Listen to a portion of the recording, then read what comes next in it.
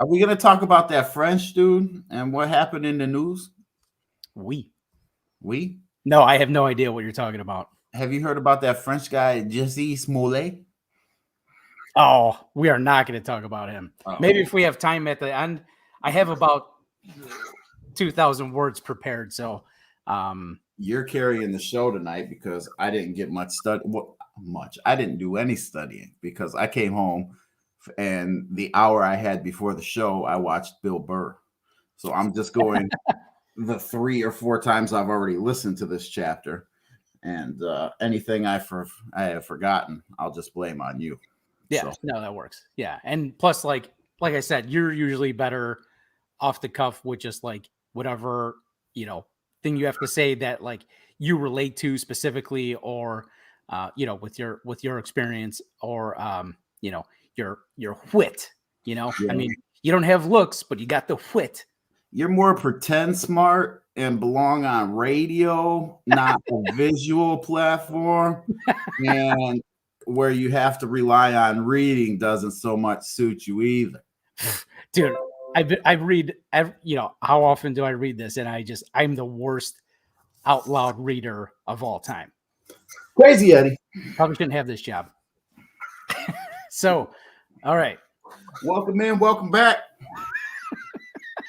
to Revolutionary Roulette. I'm Louis Armstrong. No, I'm Rob Zielinski, and you can find me on Twitter at Rob Zielinski. That's ZIELINSKI. Follow us on Instagram at Revolutionary Roulette, or you can email the show at revolutionaryroulette@gmail.com. And I'm joined, as always, by Joshua Catlow. Hey, good evening, ladies and gentlemen. You can find me on Twitter at Joshua Catlow. That's where I discuss sports and anything that might be thrown on my lap. Otherwise, primarily just sports. And you can find me on Instagram where I talk about anything, including this podcast and others, at Joshua Patrick. And both of them are not, what am I trying to say here? You don't have to request, you could just follow. So, there you go. Secure profiles, I guess, is what I was trying not private. Yeah, yes. I am not private. Not private. I let all sectors hang out at all times. So last week I always say last week, but it's been a few fucking weeks, right? I said it was going to be a quote heavy episode, and it was a little bit, but this one is the true quote heavy episode. So I'm sorry I'm going to be reading at you, but this is really all I have to work with. It was just a quote heavy section of the book, but it gives you a lot of perspective and actual experience, and that's why the book is called United States, a history of United States of the people. So a people's history. You're showing the wrong side. Oh, that was the prep ass. There you go. Nobody wants to see how he's in. He's not even on there, is he? Yeah, he is. All right. Old Howard. Old Howie. Handsome motherfucker. Yeah. So Emma Willard was an activist for the education of girls. She spoke truth to power when in 1819 she lectured the New York legislature. She was there refuting a letter written by Thomas Jefferson, who said women should read or write poetry and should concentrate on things that amuse them, like dancing and music and drawing. So Ms. Willard addressed the legislature regarding the education of women. I'm going to go out on the limb and say that didn't go over well with her cohorts. With her cohorts, yeah. Her cohorts. So, quote, has been too exclusively directed to fit them for displaying to advantage the charms of youth and beauty. The problem, she said, was that the taste of men, whatever it might happen to be, has been made into a standard for the formation of the female character. Reason and religion teach us, she said, that we too are primary existences, not the satellites of men. And again, that last part, for the misogynists in the back, women too are primary existences, not the satellites of men. That's we too, not me too, fool. Yeah, that was whoo. Get your hashtags straight. So this was in 1819, and by 1821, Ms. Willard founded the first recognized institution for girls' education, the Troy Female Seminary. She describes how it upset people when she taught her female students about the human body. Quote, mothers visiting a class at the seminary in the early 30s were so shocked at the sight of a pupil drawing a heart, arteries, and veins on a blackboard to explain the circulation of the blood that they left the room in shame and dismay. To preserve the modesty of the girls and spare them too frequent agitation, heavy paper was pasted over the pages in their textbooks, which depicted the human body. Shame and dismay when you draw the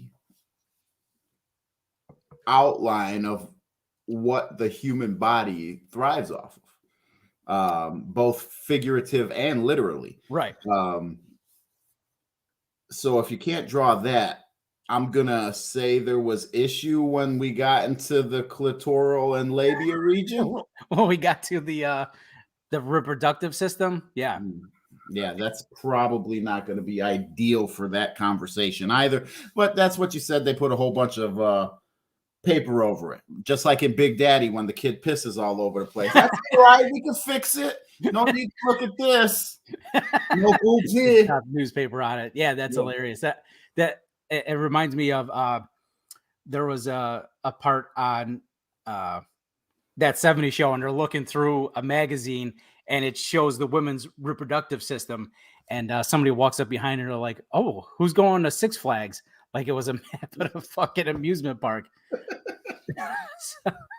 So women were rarely admitted into all male professional schools, but they studied and practiced anyway and were just as good, if not better, doctors. Women doctors tended to only treat other women and children and strongly believed in mental health, diet, exercise, and hygiene, which obviously was a big damn deal back then, with everyone walking around stinking like a gallon of sour milk that was spilled over a furnace. It was then sprayed by a skunk with smelly armpits. Yeah, that's right. In this scenario, the skunk has smelly armpits. Mm-hmm. So so Elizabeth Blackwell earned her MD in 1849, and quote,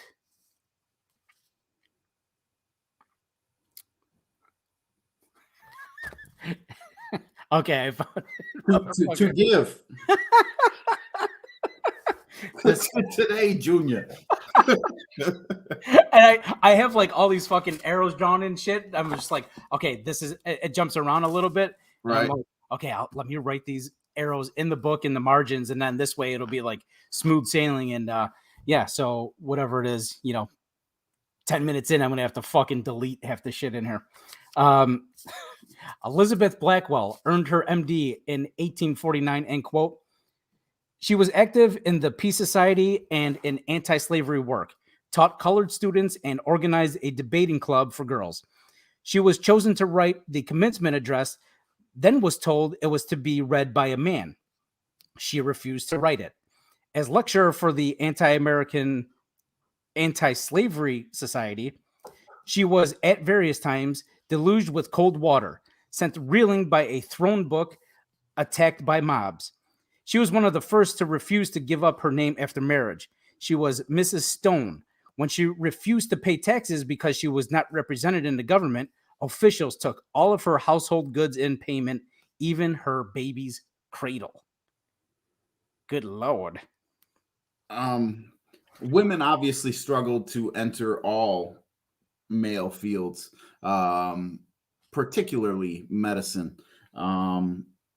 I think it was having to do with the male ego and psychology of the male ego more than anything in this particular instance, that and maybe even something along the lines of religion, from what I remember reading and tying together, that maybe they're closer to God than even women would be, which is outlandish. But it really hits a different way that they put up such a fight for against women to become anything whatsoever, and especially in Western medicine and the studies of which is foolish, because you would want to have as many minds as possible, right? Because your life expectancy in 1890 was probably no more than 40-ish to 50-ish years. Yeah. So Yeah. anybody that's going to help my heart that you covered up because you're embarrassed and ashamed of tick a little bit longer, you should probably let into your program if they're qualified. Right. So she then here's another quote from Zinn, and it leads into another one from her first annual report. She then set up the New York Dispensary for Poor Women and Children to give to poor women an opportunity of consulting physicians of their own sex. In her first annual report, she wrote, "My first medical consultation was a curious experience. In a severe case of pneumonia in an elderly lady, I called in consultation a kind-hearted physician of high standing. This gentleman, after seeing the patient, went with me into the parlor. There he began to walk about the room in some agitation, exclaiming, 'A most extraordinary case. Such a one never happened to me before. I really do not know what to do.' I listened in surprise and with much perplexity, as it was clear case of pneumonia and of no usual degree of danger, until at last I discovered that his perplexity related to me, not to the patient, and to the propriety of consulting with the lady physician." Once again, there's really not much to synopsis from this, except Jesus fucking Christ, check your ego at the door. Once again, we get redundant and repetitive in this book, but the ways that men have specific issues with ego is just, and powerful women to be even more specific, is just outlandish. That's exactly right. So and foolish. Right. And so, like you said, there are just more and more egregious examples like this in the book. For instance, Oberlin College was the first school to accept women, which was great. But there's always a but, right? When discussing the history of this country, and when she graduated from the theology school of Oberlin, her name was left off of the class list. That was, again, jumping back, that was Lucy Stone. She's the first woman who refused to give up her name after marriage, and they took her damn baby cradle for payment. So everything is cool and good in the 1830s. Can you imagine having a fucking IKEA in 1830 and you spent like 8 hours putting that motherfucker together, and then they steal that son of a bitch from you because you just want to keep the motherfucker? I had to look for an Allen wrench everywhere. I've been up since fucking 2 a.m. and you steal this fucking thing. I'm throwing boulders at people and rocks and whatever the fuck I could find. It's so funny. The indigenous people we kicked out. Yeah. And killed. Yeah. More likely killed, but you get what I'm saying. Yes. And actually that's that would have been a good segue for like the end of this episode. We're going to talk about the need to expand the territory and the whole push westward, the manifest destiny. Yeah. So from Southern white activist and organizer against slavery, Angelina Grimke, quote, "Let us all first wake up at the notion." Start again, because I can't fucking read. It's not notion. It's okay. From Southern white activist and organizer against slavery, Angela Grimke, quote, "Let us all first wake up the nation to lift millions of slaves from both sexes from the dust and turn them into men. And then it will be an easy matter to take millions of females from their knees and set them on their feet. Or in other words, transform them from babies into women."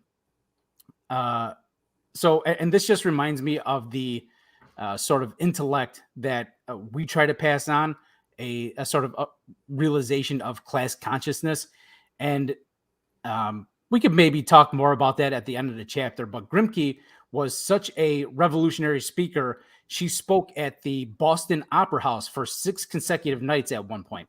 From Zinn, quote, to the argument of some well-meaning fellow abolitionists that they should not advocate sexual equality because it was so outrageous to the common mind that it would hurt the campaign for the abolition of slavery.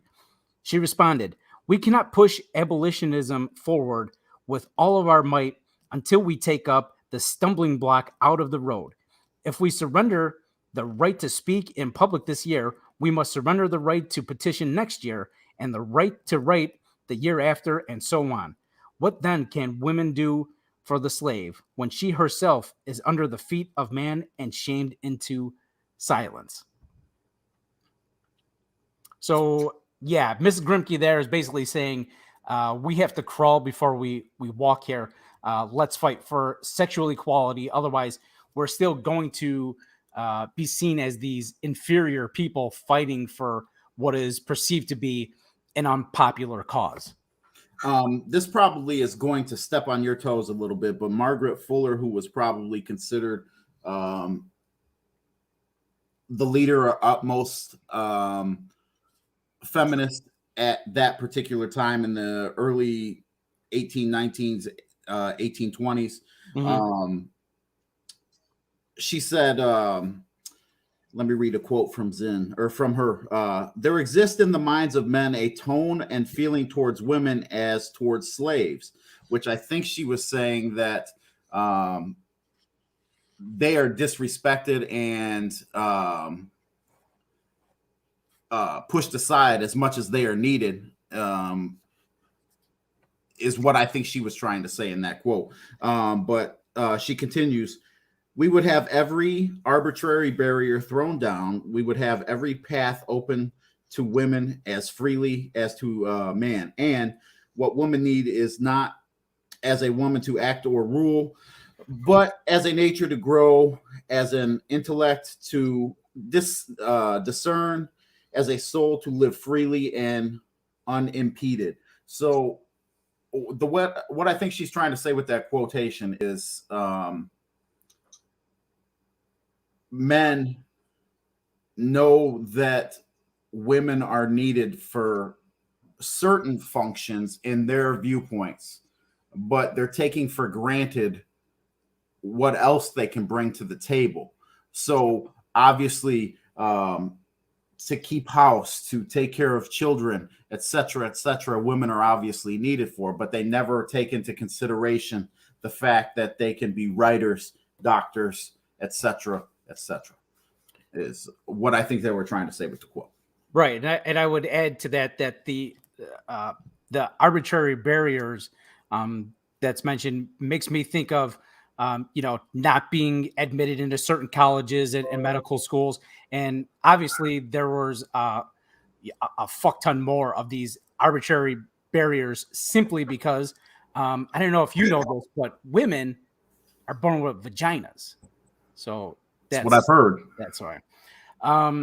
And sure, some may argue that you can do both. You can fight for sexual equality and to abolish slavery simultaneously, the old walk and chew gum at the same time. But you always have to be aware and try to know what's the solution and what proper avenues to take to get there successfully and in the shorter amount of time, because people are just always being oppressed, always suffering.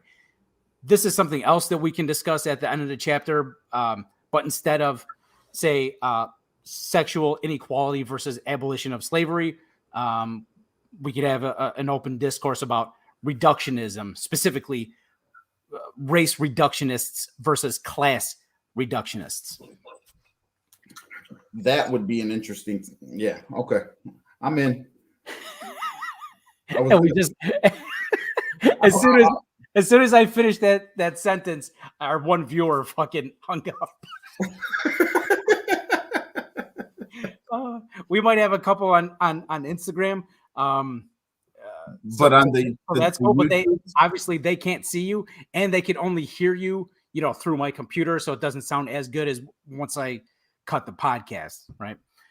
So I'm still not visible. Not on Instagram. No, you are like on YouTube and Twitch. Oh, gotcha. Yeah. I was like, why'd I put on a shirt? We could do a record only session, and then both of us can look at each other with our shirts off if you like. Well, we'll see how frisky the new year brings. Let's see. Okay, so popular writer and all-around 19th century dipshit Reverend John Todd, who once wrote that the mind is greatly deteriorated as the result of masturbation, had something to say about the fashion choices of feminists. Quote, "Some have tried to become semi-men by putting on the bloomer dress. Let me tell you in a word why it can never be done. It is this: woman, robed and folded in her long dress, is beautiful. She walks gracefully. If she attempts to run, the charm is gone. Take off the robes and put on pants and show the limbs, and grace and mystery all are gone." And I was just like, oh no, not the grace and mystery. Like, what the fuck?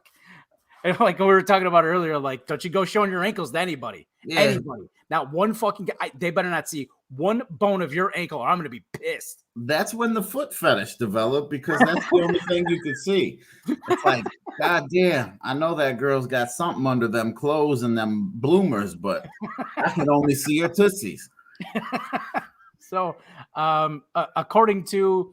What if that person left as our viewer because she was like, oh my God, these two white guys are mansplaining the United States history of women? Of what? Seriously, this was like, I had so much anxiety at the very beginning of this chapter, and maybe why it's taken me so long to get through the entire chapter. Like, I just want to do a good job. So I have so much anxiety. Like, I don't want to let the women down. You're doing fine. I'm sure they just got up to get a tampon or something. Jesus. What? So I'm taking the pressure off of you.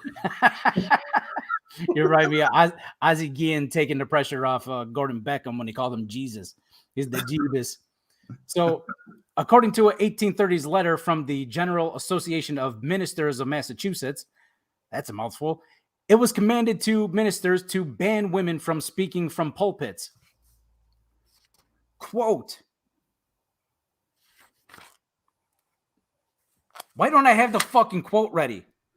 I don't know.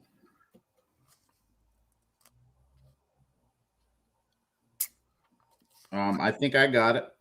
It starts with when. I know that. When she assumes the place and tone of the man. Was that Go it? ahead. Yep. Okay. When she assumes the place and tone of man, we put ourselves in self-defense against her. That's it. Yeah, that's it. So, and that shit right there is so fucking pathetic. People, talk about like, oh man, it was so much more difficult to survive back then, and men back then were real men. No, the fuck they weren't. Like, so many of them, especially clergymen, were these delicate little snowflakes. I hate that term, but that's all I can come up with at this moment. So it's just like, get your ecclesiastical bitch asses out of here with that bullshit. And that's why they take advantage of children. That's exactly right. Woo! Let's get out of here. You're welcome. But trailblazers like Grimke paved the way for other women to take their place at the lectern. Women like Dorothy Dix, who then addressed the Massachusetts legislature regarding women in prison and in almshouses, which was sort of like a colonial housing project where anyone with a mental illness, any kind of special needs, or disabled in any way, or even where petty thieves and sex workers were just dumped. Where I'd be homed. Quote, I tell you what I have seen, painful and shocking as the details often are. I proceed, gentlemen, briefly to call your attention to the present state of insane persons confined within this commonwealth in cages, closets, cellars, stalls, pens, chained, naked, beaten with rods, and lashed into obedience.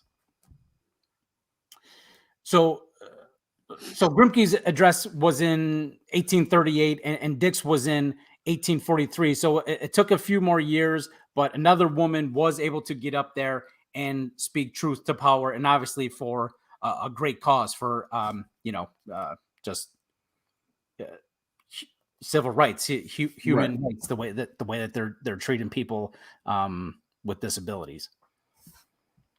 So let me ask you this: what do you think Dorothy Dick's pronouns were? They, them, she, her. I don't know. Not 100% sure. I don't know. Don't want to assume. I would never assume anyone's gender. Yeah, I won't even go there. Them. So one female writer, aptly named Frances Wright, was a true badass warrior woman. She fought for a wide range of things like abolition of slavery, free public education for kids ages 2 and up, and for access to birth control and sexual autonomy. She was in the correct school of thought, as Zinn puts it, quote, the progress of civilization depended on the progress of women, unquote. And Wright even had a solution to make quick progress, and that was for women to withhold sex from men. Withhold it until they are open to and accept women's minds and hearts, until the power struggle is no more and true equality is achieved. It was worth a shot. There's guys like you who don't get any play anyway, so it doesn't really matter. Yeah, exactly. It's like Dorothy Dick's fucking. I know there's a joke in there somewhere. Yeah, I'll keep it to myself. I didn't actually have a joke. My Dorothy Dick's just came to mind, and I don't know. I'll leave they alone. So things kept right on snowballing. There were anti-slavery societies popping up all across the country now. These women-led societies put together endless files of petitions signed with ink displaying the names of women from these anti-slavery societies. These files, as of 1996, were still in the National Archives in D.C. And in a world like that back in the early and mid 1800s, that was a truly bold act to put your name on paper like that. Yeah, most people didn't, unless it was something so prominent and so well backed that they knew they wouldn't meet backlash from it. Declaration of Independence, Bill of Rights, etc., etc., etc. So in London, and here's where you could use your English accent.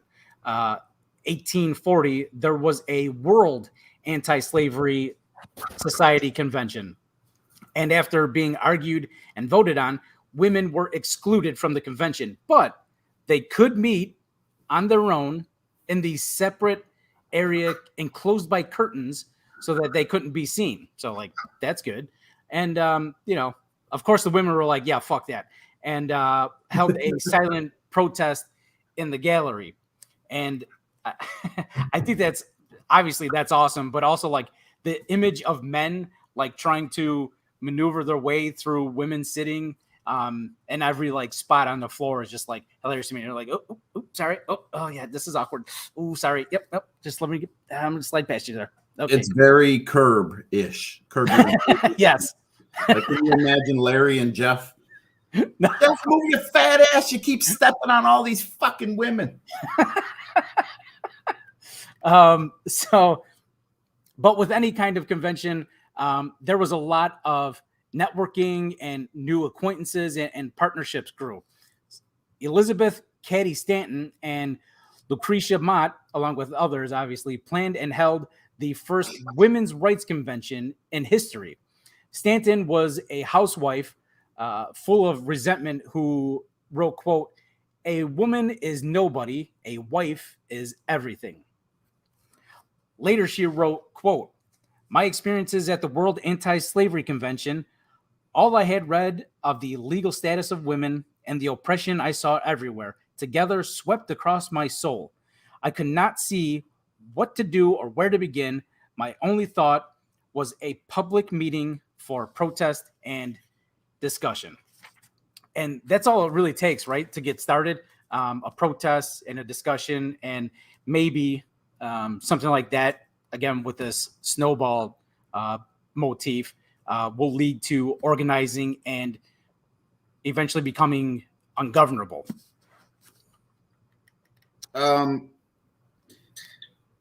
was going to say this woman is about, with her first statement that you quoted, I was like, she's on the verge of getting canceled in 1940, because a woman is a nobody, a wife is everything. And nowadays there are so many women so adamantly speaking out against I don't have to have not even a partner to feel adequate, but children, whether born by themselves or adopted. So many people are pressured into it, like your grandparents. It's the holiday season, so we all know, hey, when are you getting married? When are you going to have kids? Josh, why are you still not having somebody over for dinner? Are you gay? All those questions come out around the holidays. So is Rob gay? You spend an awful lot of time with him. Yeah, it's your beard. A woman is nobody, a wife is everything is kind of a controversial statement. Not kind of, it is a controversial statement in the current climax of things now. Yeah. A woman is nobody, a wife is everything. Yeah, I mean, it was true back then because absolutely of the way they were treated. But I also feel like this may have been like also a little tongue in cheek, like just saying like, obviously we're fucking way more than this. You motherfuckers just wrote all the laws, throwing up all these arbitrary barriers against us. So that could quite possibly be. Yeah. At the Women's Rights Convention, they drafted and signed a Declaration of Principles, which of course included a list of grievances: no entrances into colleges, no equal opportunity in employment, no right to her own wages that she earned or to property, no rights in divorce cases, and of course, no right to vote. And the resolutions were simple. I just kind of alluded to it. Just eradicate all laws that stop women from reaching their true potential and that may oppress them in any way. The Declaration of Principles that was signed at the end,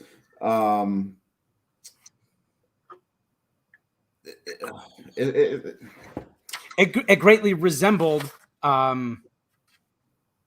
the Declaration of Independence. There was a lot of, kind of mocking it almost. Right. But it was almost, I don't know. I'm sorry. I lost my train of thought. So real quick, it just says like, we hold these truths to be self-evident that all men and women are created equal. So it goes on like that, and just making sure, they really kind of, stick it to them that like, yeah, you use the word men, and right. Thomas Jefferson, when he wrote the motherfucker, actually meant men, not women. They weren't even a thought. They weren't even an afterthought. It was just men. So things kept on snowballing, and more women's conventions followed. And the very first one that was established by Stanton in Seneca Falls, New York. And we're going to end the chapter with some of the most powerful words spoken. So before I close out the chapter part of the episode, I wanted to see if you had any last thoughts before I jump into this quote here. Go ahead and do that, and then we can maybe discuss a little bit at the end. I don't have anything pressing at the top of my mind, but okay, that doesn't mean this quote won't. So it's a quote within a Zing quote here. Gotcha. At one of these in 1851, an aged black woman who had been born a slave in New York, tall, thin, wearing a gray dress and white turban, listened to some male ministers who had been dominating the discussion. This was Sojourner Truth. She rose to her feet and joined the indignation of her race to the indignation of her sex. That man over there says that woman needs to be helped into carriages and lifted over ditches. Nobody ever helps me into carriages or over mud puddles or gives me any best place. And ain't I a woman?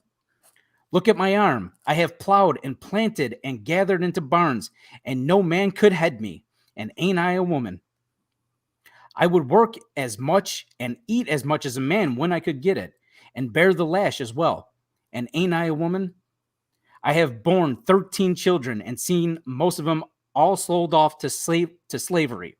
And when I cried out with my mother's grief, none but Jesus heard me. And ain't I a woman? I mean, she knows she's worthy of everything she's due. The problem with her thought process is that no matter no matter how much she longs for equality, it's not coming her way. And I think that comes out plain as day in the writings that you just quoted.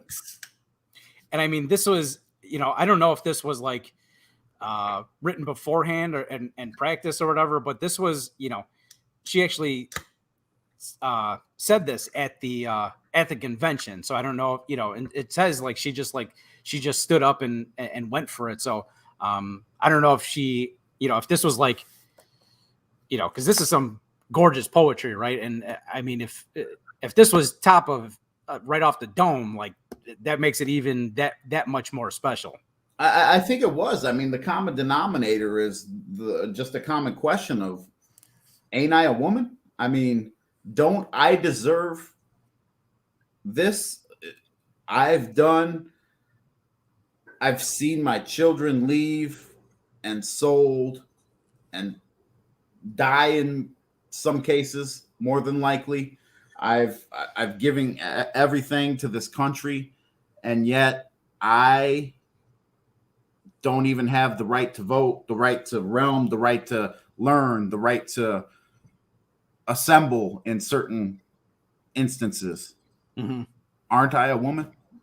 Ain't I a woman? I Ain't mean, I a woman? Yeah. I it seems like it was off the cuff to me. Yeah. This might be the very first slam poet.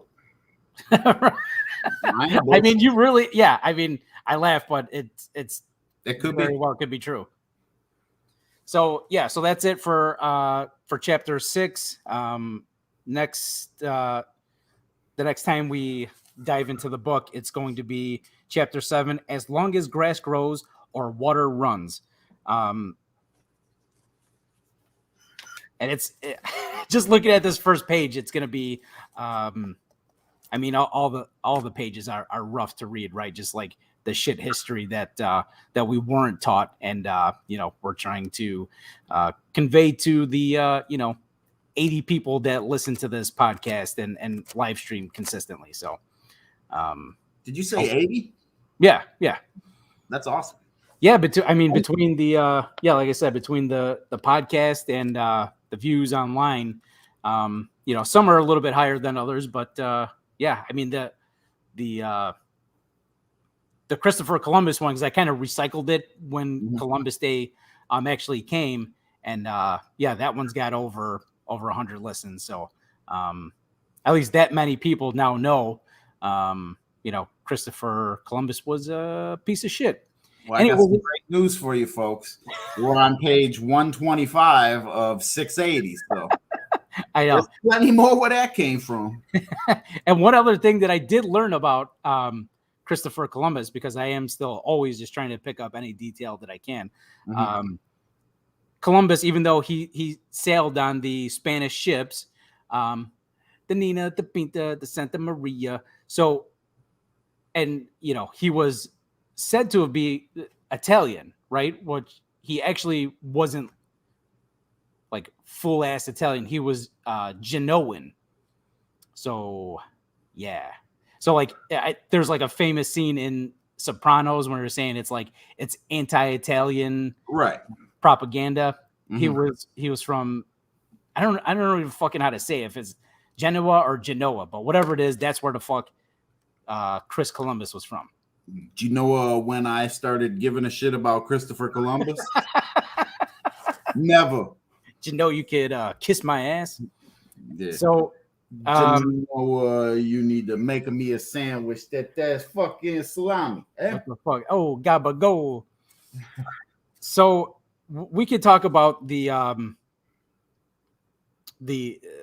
more of the class consciousness stuff, or we could talk about the sexual equality stuff, or the race versus class reductionist stuff as well. You're going to be a lot more educated on all three of them, but what was the middle one you said? So I mean, we'll talk. So we mentioned the whole, the battle for sexual equality, and so I wanted to talk a little bit more about where is it at my page here? So instead of fighting for sexual equality, I wanted to talk about race reductionist versus class reductionist. So but most people don't even know about this kind of stuff, and a lot of this stuff again is like online left discussions. But when we talk about race reductionism, right, you might have somebody that says, hey, we need to fight for reparations first before we could talk about anything else, because we need Black Americans to have the same equality, same opportunities as white people have for centuries. Black Americans are in a little bit better position now than they were obviously before when they were slaves, but even as late as the 70s, they were still being massively oppressed. And this is why there were kick-ass programs like Black Panthers, right? So but then you'll hear other Black Americans call other Black Americans who want the reparations, call them a race reductionist, because they're saying everything gets reduced down to we need the reparations before anything else can get done. And it made me think of that when they were saying we need to fight for sexual equality first before we could do anything else. We need to get past that stumbling block. Well, that's all subjective. Depending on what group you belong to is going to be which issue and which matter needs to be taken care of first. In regards to the race issue, it's funny how reparations have been brought up for many a decade, and they always say there's never money for it. We don't have money for this, or this isn't the proper way to go about things. Money isn't going to cure everything, etc. But weren't we pretty much just given reparations as a country back in April when your first of the stimmy checks hit? Like stimmy checks, yeah. And there's plenty of that to go around. And if giving money to a marginalized and abused community of over 400 years is one way to go about making things right, which the United States will never do, um, I would be all for it. The problem is nobody cares on the highest of levels. So it's never going to be an option. Right. So, most, people that want reparations are basically think we can still get it done at the um, electoral level. And that's never going to happen. Just like, so when you said it was subjective, I would agree with you to a point. Now it seems like it would be more subjective to um, Black Americans and people that tend to be anti-racist. But I would contend that being a class reductionist like loops that part of it in, right? Because the reason that they're not part of the ruling class is because they don't have the funds, the resources, so they're in this lower social class.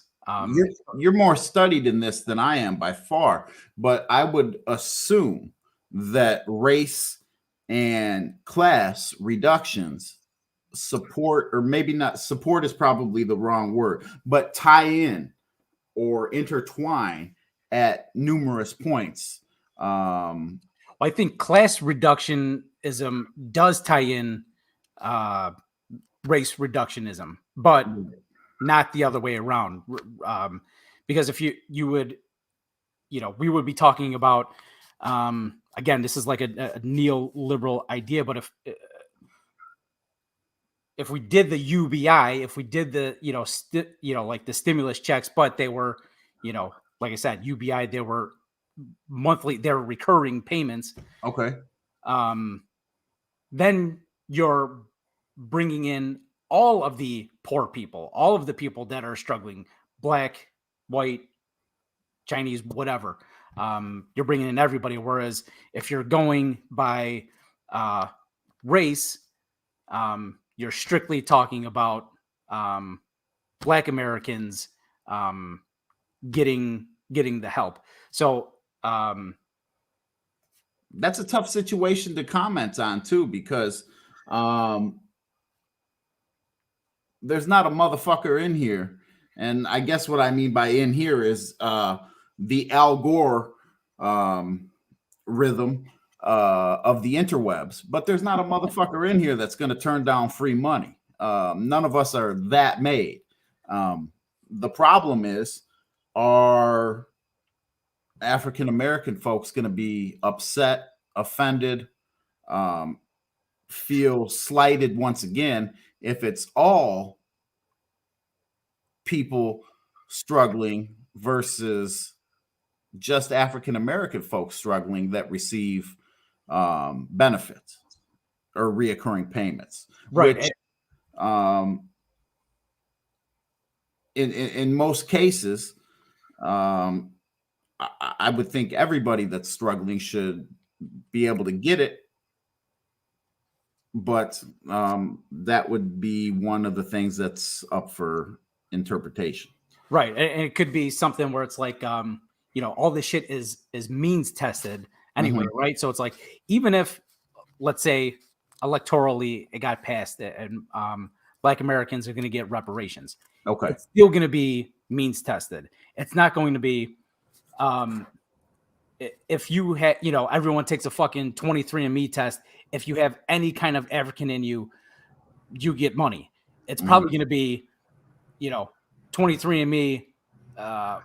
We can trace it back to your ancestors were slaves. Then yes, then you get money. So it's always going to be means tested, no matter what. But like I always say, we have money to and so that's always going to cause more racial things, and be like, well, again, I'm poor white, even though I wasn't a slave or my ancestors were. I'm struggling in this world because, whatever reason it is, but they're not getting the funds that they would need either. That's why we just need to, in general, up our social programs. Like capitalism creates poverty. Like it's not, poverty is created by that because, by the competition sort of aspect, especially of capitalism. So, yeah. Another way to speak against means tested. Excuse me. Oh, that was a good one. One too many Lecrae. Another way to speak against mean tested is, let's just say African Americans are going to receive reparations, and you want to be able to give a certain amount reoccurring for however long is decided. It's never going to be a forever thing, but it may be like a couple years. You get $300 a month for 12, 24 months. Or example, it doesn't matter. Are they going to, let's take the different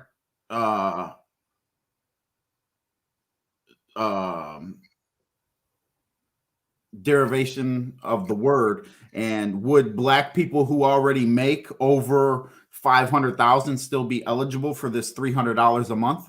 Right. I mean, that would be another thing that is, argued. Are they going to feel fair, or would there be stipulations in there on what they could do with it? Like, okay, obviously you don't need it, which we shouldn't be telling them what to do with their money. But if that's one of the things where giving $300 to millionaires is just outlandish, maybe they could choose what path that little bit of cash goes to. Right, like a charity or something like that, like a charity, a nephew, whatever. Right. Yeah. I mean, again, I electorally, I don't think it's ever going to happen anyway. This is just more of like a almost like a fun, we're playing Fantasyland right now. This is Twister, and I got to reach the fucking right-hand corner of green, and I got my big ass on the yellow and blue over here. It ain't happening. Something else that I did want to mention in relation to reparations is, so we always talk about, we started with, again, Chris Columbus, 1492. And, we're going to go all the way into like, this millennium. I don't know how far deep we'll go, but it goes into the Obama era. Okay. Obama. Yeah. I mean, we covered Ice Cream Joe. We weave him in a lot in these episodes. So we'll see how far we go, how current, but, in school, you sort of learn history as these isolated instances, as opposed to the bigger picture. What's the whole story? So when it comes to like reparations, it should have happened already. It should have happened in the what they call the like the Gilded Age, or more popular, the Reconstruction era. So this is the time between directly after the Civil War, and then leading up until like whatever it is, 1900. It's like a gestation period for the new America. Yeah, what should have been the new America. Right. I mean, so we're talking about we had a Civil War. Lincoln got assassinated. The biggest, and this is actually a really good podcast you can listen to. It's called Hinge Points. But this is a key hinge point, was Andrew Johnson becoming the president after Lincoln, because he was vice president, and Lincoln had him on his ticket because he wanted to get the the Southern votes. And what Johnson did was never win an election. Instead of redistributing the wealth, redistributing the land to the slaves who have been tending those lands for 100 years, hundreds of years in the South, he basically just let the white Southerners keep their plantations. So that's when reparations should have happened.